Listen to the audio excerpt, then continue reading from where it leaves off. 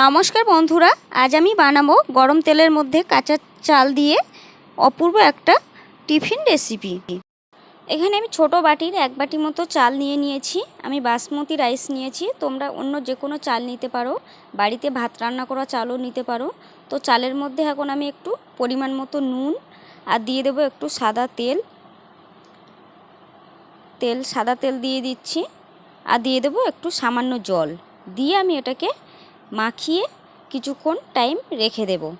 ভালো করে মাখাতে হবে, নুনটা চালের সাথে যাতে মেখে যায়, তাহলে খেতে ভালো লাগবে। আর তোমরা চাইলে অন্য যে কোনো চাল নিয়েও করতে পারো। আমি এই চালটা নিয়েছি, বাসমতি চালটা যেহেতু লম্বা লম্বা হয় আর এটা খেতেও খুবই ভালো লাগে, সেই জন্য আমি বাসমতি রাইসটা নিয়েছি।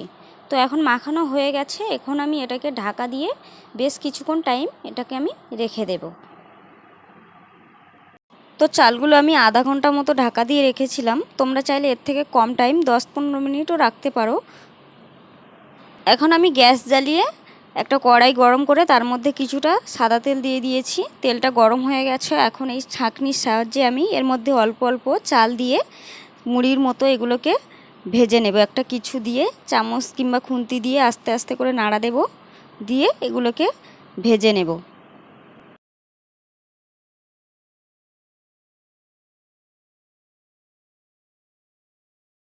তো আমি এটা সেকেন্ড টাইম ভেজেছি, দেখো কত সুন্দর সাদা সাদা হয়েছে। প্রথমটা একটু লাল লাল হয়ে গেছে, তখন তেলটা ভালো করে গরম হয়নি, সেই জন্য।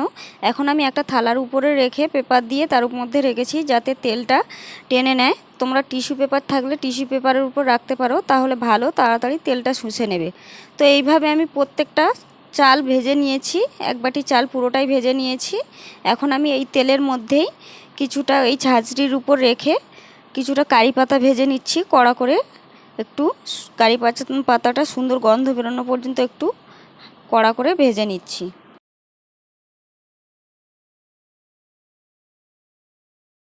কারি পাতাটা আমি ভেজে তুলে নিয়েছি। এখন এই তেলের মধ্যেই 2টো শুকনো লঙ্কা চিড়ে নিয়েছি আর কিছুটা চীনা বাদাম, আমি এগুলোকে ভেজে নেব এই তেলের মধ্যে। তোমরা চাইলে এর মধ্যে এগুলো সব কোনো কিছু না দিয়ে শুধু চালটা ভাজা এমনিই খেতে পারো, তাতেও খুব ভালো লাগে শুধু চাল ভাজাটা খেতে। বাদাম আর শুকনো লঙ্কাগুলো ভাজা হয়ে গেছে, আমি তেল ঝরিয়ে নিয়েছি। এখন এগুলোকেও নামিয়ে নেব, নিয়ে গ্যাসটা আমি অফ করে দেব। তো আমি একটা এখন পেপারের মধ্যে থেকে নামিয়ে একটা ভালো পরিষ্কার কাপড়ের মধ্যে এগুলোকে নিয়ে নিচ্ছি। মুড়িগুলোকে নিয়ে আমি ভালো করে একটু মুছে মুছে নেব, কারণ টিস্যু পেপার হলে আর এটা লাগতো না, বেশি খাটনি হতো না। আমার টিস্যু পেপার ছিল না, সেই জন্য কাপড়ের মধ্যে নিয়ে এগুলোকে ভালো করে তেলগুলোকে এর গায়ের থেকে মুছে নিচ্ছি, যাতে এটাকে শুকনো শুকনো হয়ে যায়।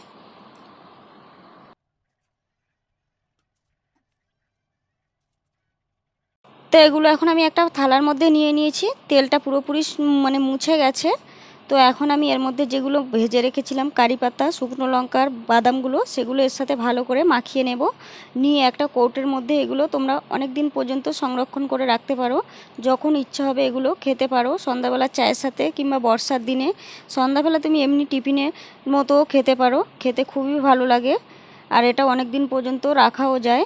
তো আজকের রেসিপিটি এ পর্যন্ত।